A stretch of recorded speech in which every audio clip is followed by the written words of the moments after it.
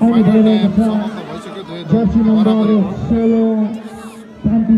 0-0 गोलको बाद यो पहिलो पेनल्टी सुट आउट गोट एफसीबाट जर्सी नम्बर 60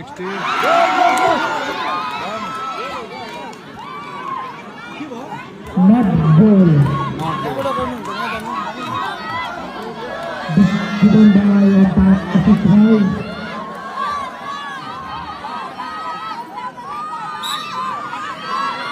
चित्रेबाट जर्सी नम्बर 14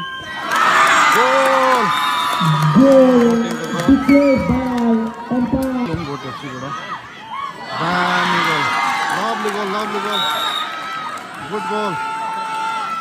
सागर ठुलुङको एकदमै राम्रो गोल छ गोट एफसीको तर्फबाट भने अब पालो आएको छ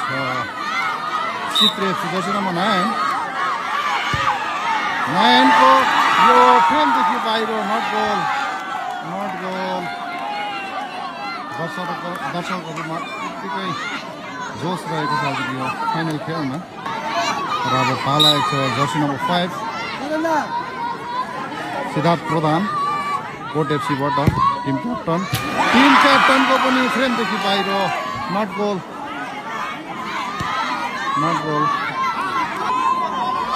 दर्शकहरू फुल मस्ती मजा लिइरहेको इन्जोय गरिरहेको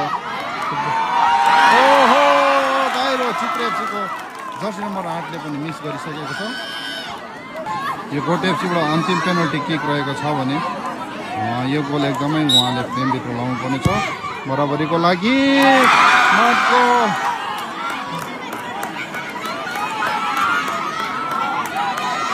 अन्तिम पेनल्टी सुट आउट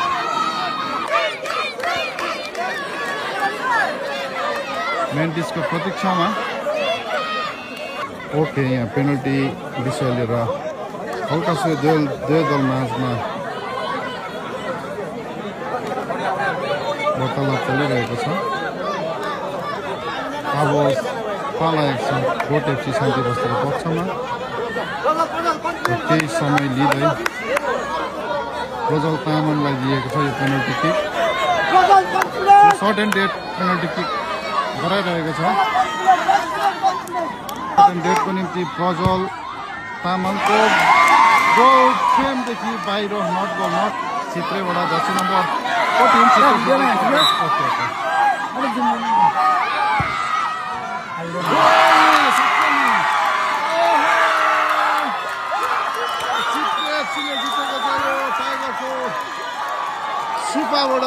सुपा युनाइटेडबाट